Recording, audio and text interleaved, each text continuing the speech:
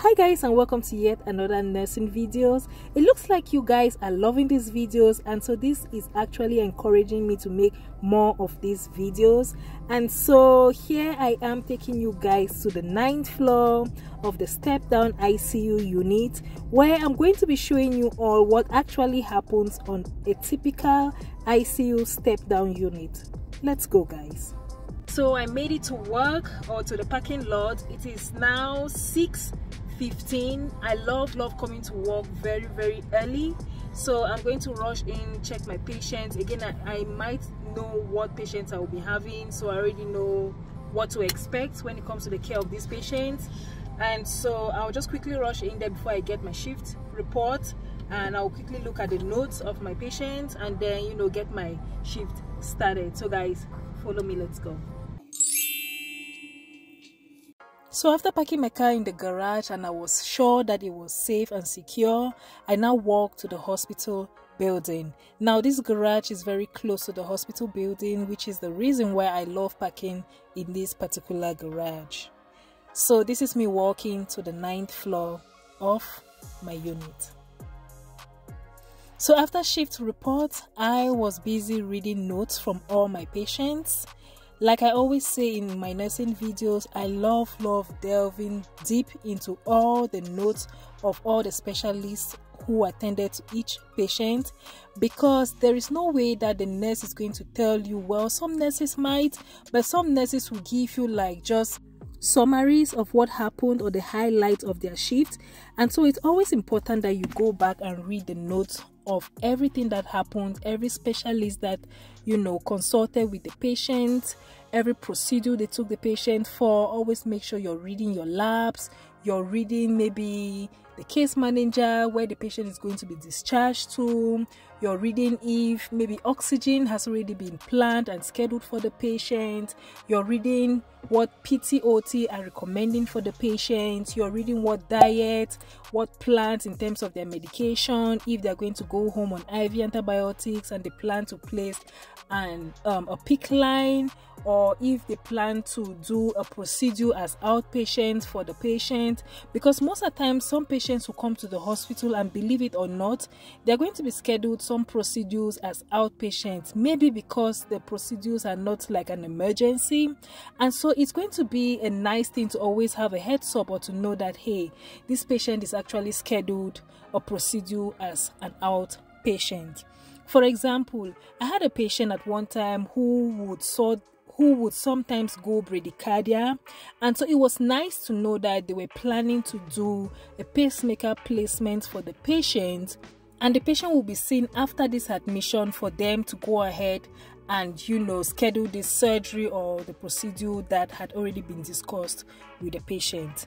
So it's always very important to read the notes of every specialist that visits the patient, especially like neuro, especially cardiologists, maybe the GI doctor, the kidney doctors. If the patients are going to be placed on dialysis, you want to know if they are planning a chair for the patient as outpatient, what the patient's dialysis schedule is going to look like. You want to know like what the patient's blood pressures run like, especially when they come back from dialysis. If patients are going to be scheduled a paracentesis, a thoracentesis, believe it or not, some patients are scheduled paracentesis, thoracentesis as outpatient. So reading this note is going to give you an idea or a knowledge base of everything that is going to happen to your patient, even when they are being discharged out of the hospital. So that was a lecture on why I always am big on reading my notes of all my patients, so that I have a holistic view of what will be happening on my patients whilst in the hospital, as well as whilst they have been discharged. At this time also, after reading all notes, I love to write all my medications for my patients. If I have not mentioned this before, I always write, or I always break down my medication write-up in 8 o'clock to 12, 12 o'clock to 4, and then maybe 4 to 6. So I always write down my medications before going to the medication room, which is the reason why every time I go into the medication room, you're going to see me with a piece of paper. Now, this was me taking blood sugar for a patient. You typically will want to know the blood sugar of the patient, so that when you're going into the medication room, you already look up the MA. You know that the corresponding blood sugar would warrant the patient to have so and so number of units of insulin. So that is another thing that I love to write down my medications. Another reason why I love to write my medications is so that if at all there is a medication that I am aware that the patient is supposed to be getting and it's not in the pixies, or it's not, listed in the medication bin, then I will know, hey, this is a heads up that this medication is not here. So to reach out to the pharmacy and to see where the medication is, or if it's a patient's personal medication, especially patients who are coming with like chemo medications, you would want to dig deep again to find out, okay, was the medication maybe left in the patient's pixies bin in the medication room, or is it like a nasal spray that probably have been kept in the patient's room? So that is another big thing. I love to write down my medications on a piece of paper. Another thing is, because I am a night shift, sometimes we're going to have downtime, and when we have downtime, you won't know what medication the patient was supposed to be getting in 2 hours. If I thought we are going to be having a downtime for 2 hours, you wouldn't know. But if I had already written my medications, I'm already aware of what medications I should be administering to my patients, because typically during downtimes we now switch to paper charting, and so whatever medications you give, you have to write down the time you gave it, what medication, the dose, the route, and all of that. And so if you don't even know what medications you will be expecting to give to the patient during the downtime, you will be fumbling, and you will just have to play lock and just have to wait for the downtime to be over, and then get back into the system, and then you can find out what medication the patient will be getting. So that was a lecture on what I spend my time on when I am on the computer after receiving my patient report. It was now time for me to go ahead and pull my 8 o'clock, 9 o'clock, as well as 10 o'clock medications for my patients. Hi to all my new subscribers. Hoo-hoo! This family is really growing, and I am so excited. At this point, at this junction, I really want to express my love, my gratitude, my sincere gratitude to my new subscribers. You guys are making me feel the love. Every day I wake up to new subscribers, and I am honestly blushing. I want to say welcome, and please stay subscribed. Here I am very big on educating nurses, nursing students, and aspiring nurses. Whatever category you find yourself in, please come on, join, let us entertain ourselves, let us learn. I also talk about money, I talk about business, I talk about health, beauty, and all those beautiful things that make us a holistic human being to thrive and be better individuals in this world. Let's go back to talking about nursing. Now, after all my medications are done, by this time, if you're an oldie, you already know that at the time when I'm giving my medications to my patients, that is when I go ahead and do my assessment in the patient's room. While the patient is, taking their medications, I go ahead and listen to the heart, the respirations, the abdomen. I check for any edema. If there's an incentive spirometer, that is when I let them do the exercise so that I can know how much they are actually inhaling, trying to make them do the lung exercise or breathing treatment. And I just go ahead and check if they are swelling, if there's any Foley's, if there's any JP drain, the sites are clean, the IVs are okay. If I need to collect any lab samples, this is going to be the best time for me, to be 2 steps ahead of the game, to make sure that my specimen cups are in the room, and if to look out for whether the patient is going to even pee in the first place. Take for example, if it's a patient who is anuric or oliguric and you need a urine sample, you have to be on the lookout for collecting even the slightest or the least amount of urine that the patient is going to make. If the patient has a cough, you want to just remind them to put the sputum in the bottle or the container. If the patient has to poop, it's between you and the tech to have that communication and say, hey, when you're cleaning the patient, make sure to scoop out some poop and put in the container. Or if there's any other sample that you need to collect, that is going to be the best time for you to be on the lookout to collect this sample. Now again, this is a step-down unit. Every patient is hooked to a telemonitor, and as usual, these patients are critical, and so there's always oxygen that is beeping, there is always the heart rate that is beeping, there is always the blood pressure that is beeping, or for whatever reason, maybe a lid fell off a patient. And most of the patients on this unit are kind of bed-bound. Bed-bound in the sense that they have to stay in bed.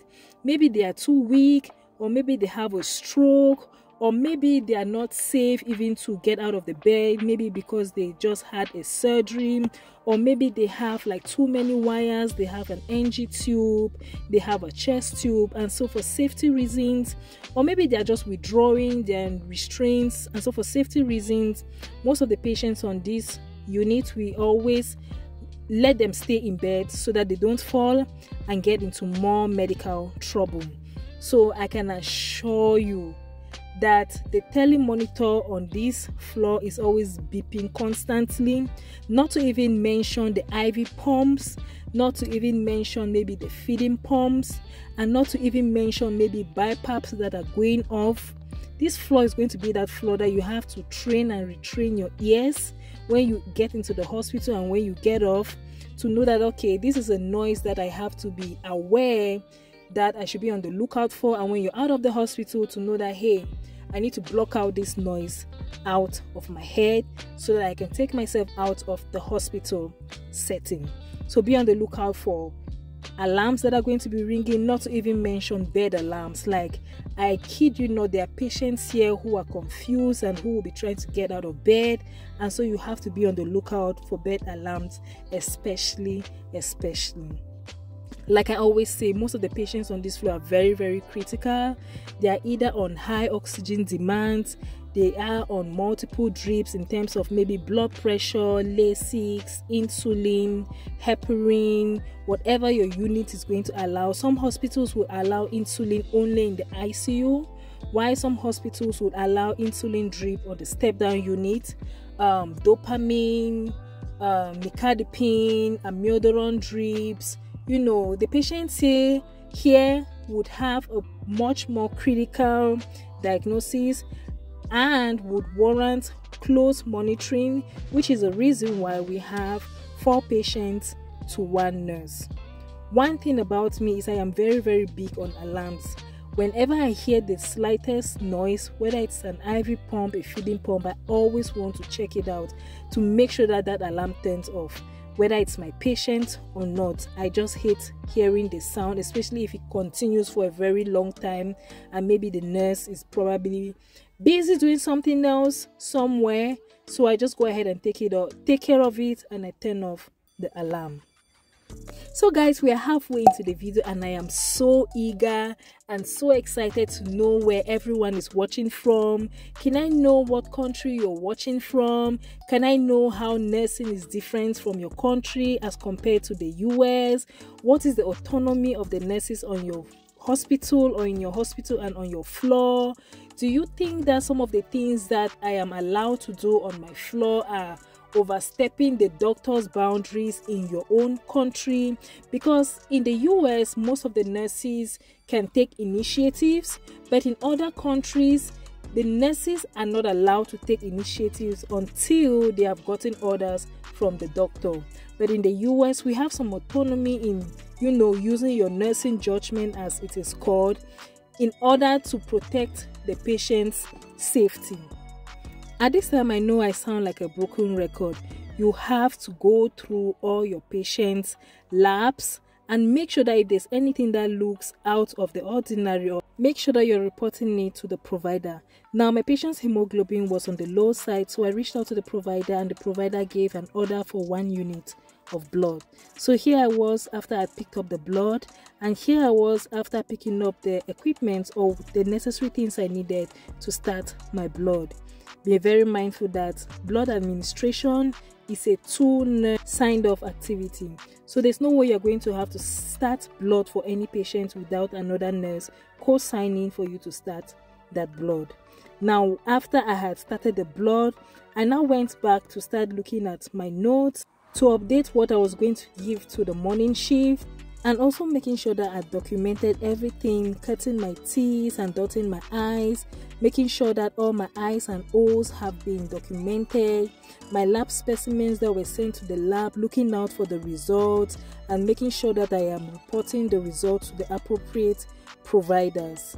Now, this was me also updating the charge nurses report, which is the sheet which they use for their own shift exchange. It was now time for 6 o'clock medication, and usually at this point I am always so excited because I know that very soon morning shift will be trooping in.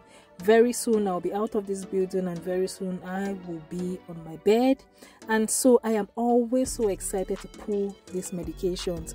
And for some reason, sometimes some patients will wait at 6 o'clock just to ask for their pain medicine. But again, well, it's still in my shift, and so I have to attend to their pain assessment and requirements. These were my morning medications for the shift. Like I have said in my previous videos, I's and O's on this floor is very important, especially with patients who have edema, especially with patients who have CHF, especially with patients who maybe have fluid retention, or maybe like dehydration issues. I's and O's are a very, very big deal for them. Not necessarily for them, but most at time, if not all the time, for every patient on this floor. If I have not said this in any of my videos, let me say this here. I love my ICU step-down unit because I feel like on the med-surg unit, most of the times what you're doing is just cleaning patients and just giving them their regular medications. On the step-down unit, this is a floor where you get to use your critical thinking. You would have to be asking yourself, these Lasix I'm giving, what is their potassium like? The Lasix I'm giving, what is their blood pressure like? Or if for any reason a patient's blood sugar is very elevated, you have to be asking yourself, is the patient on any steroid? Or if for any reason your patient is very weak, you have to know, what is their blood sugar like? So it makes you to use your critical thinking. It's not like you're just passing medications. And I love the fact that I actually have to use my own brain, so to speak, as opposed to the med-surg. I feel like whenever I am floated there, you just have to give the patients basic medications and that is it. I don't feel like I use my critical thinking skills when I'm sent to the med-surg floor. But on this floor, I can tell you, you'll be on the watch out for a possible stroke. You'll be on the watch out maybe for like a patient who is taking maybe a beta blocker, maybe their heart rate can drop and what to look out for. You will be looking out for maybe respiration rate and what can depress their respiration. You'll be asking yourself, why has the patient not pooped? Is it because the patient is getting pain medicine, or maybe is their appetite not good that they are not eating, which is causing them not to poop? So there's going to be so many things for you to think and to use your critical thinking ability on the step down unit. And I love that because it keeps me up, it keeps me thinking, like I always said, as opposed to the med-surg unit where it feels like, okay, medications have been passed. They don't even do vital signs there very often, but on my floor, we do vital signs every 4 hours. And so there's always something to look out for. There are labs, there are vital signs. So you're always looking out for something. My patient's oxygen was beeping on the low side, so I had to switch them from 8 liters to 15 liters. And so because they had to be increased on their oxygen demand, I had to go get a non-rebreather mask for the patient. After that was done, I came back now to document how many liters of oxygen that I had switched the patient to, as well as rounding up with my documentations for this shift. At this point, I would love to know, what other things would you guys want to know? What other things would you guys want me to record? What other video ideas you guys have for me to record? I know someone asked the difference between a day and night shift. I am still planning to do that video, But as at now, what other things are you guys questioning yourself with regards to the step down unit, or maybe being a nurse, a new nurse, just nursing in general, patient load and all of that? I want to thank you all so very much for staying right up to the end of this video. Please do consider liking, sharing and subscribing and joining this family as we continue growing this family, learning from each other and making new friends. I hope that you are loving all these videos. Please do drop your comments in the comment section. I always take my time to read every comment and I always respond to every comment. So be very assured that if you drop a comment, I will definitely respond back to you. I am also curious to know what other step-down ICU nurses do on their floors in their own hospitals. Is there anything different from what we do on this floor in this hospital that is different from your own floor and from your own hospital? Maybe the protocol or maybe the standard of how things are supposed to be done. Let me know. Let us chit-chat. I always say that nursing is all about the patient, so let us know how we can better take care of our patients. Let's share ideas and let's grow as nurses. Thank you all for staying right up to the end of this video. If you are new here, again, like I said, please consider liking and sharing. And from me to you, I love you all. Stay tuned for more nursing videos in the future because I have a lot of nursing videos which I still have to edit and upload. Till I see you in my next video, take care, God bless you. And to all my nurses out there, let's keep saving lives one day at a time. Bye guys.